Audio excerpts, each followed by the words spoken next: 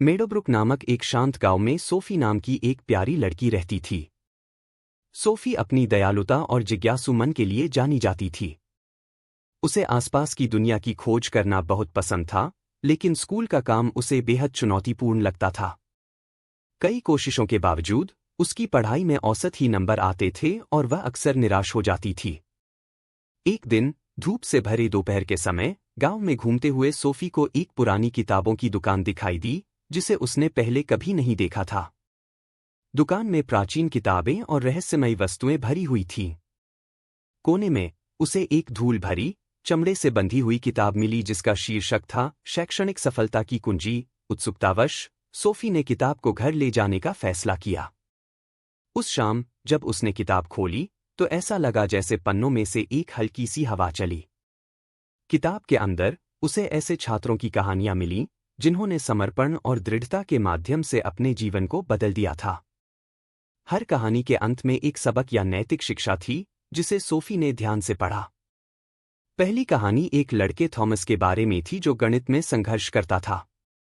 Thomas ने सीखा कि सफलता की कुंजी दृढ़ता है। हार मानने की बजाय उसने रोज थोड़ा थोड़ा अभ्यास किया और धीरे धीरे उसके प्रयास रंग लाए।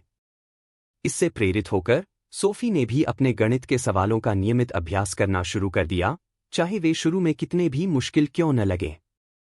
दूसरी कहानी एक लड़की मारिया के बारे में थी, जो इसलिए सफल हुई क्योंकि उसने जरूरत पड़ने पर मदद मांगी।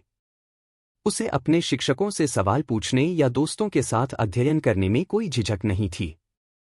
सोफी ने महसूस किया कि वह मदद मांगने में बहुत शर्माती थी, इसलिए उसने अपने सहपाठियों के साथ अध्ययन समूह बनाना शुरू किया और अपने शिक्षकों से सवाल पूछने लगी। इससे उसकी समझ में सुधार हुआ और पढ़ाई भी मजेदार हो गई।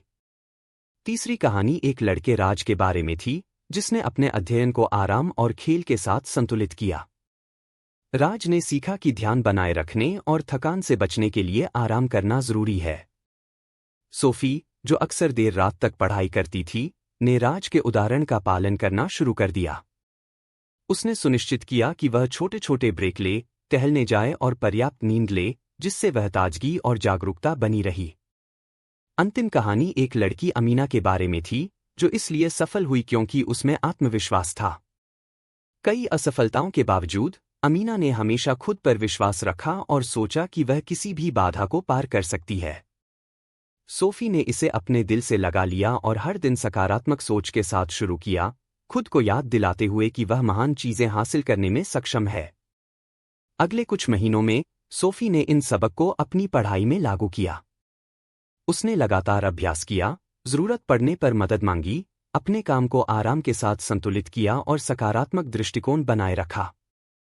उसकी अंक में सुधार होने लगे और उसके आत्मविश्वास में दिन ब दिन वृद्धि हुई। स्कूल वर्ष के अंत तक सोफी एक संघर्षरत छात्रा से अपनी कक्षा की शीर्ष प्रदर्शनकर्ताओं में से एक बन गई थी। उसके शिक्षकों को उसकी प्रगति देखकर आश्चर्य हुआ और उसके दोस्तों ने उसकी दृढ़ता और सकारात्मकता की प्रशंसा की। सोफी की कहानी का नैतिक यह है कि पढ़ाई और जीवन में सफलता केवल सबसे होशियार व्यक्ति होने के बारे में नहीं है। यह दृढ़ता, मदद मांगने, संतुलन बनाए रखने और खुद पर विश्वास रखने के बारे में है। सोफी ने सीखा कि सही दृष्टिकोण और तरीके से कोई भी चुनौतियों को पार कर सकता है और अपने लक्ष्यों को हासिल कर सकता है। और इस प्रकार सोफी की यात्रा मेडोब्रुक के सभी लोगों के लिए प्रेरणा का स्रोत बन गई, यह साबित करते हुए कि दृढ़ संकल्प और सकारात्मक सोच की शक्ति से सफलता किसी के लिए भी संभव है जो इसके लिए मेहनत करता है।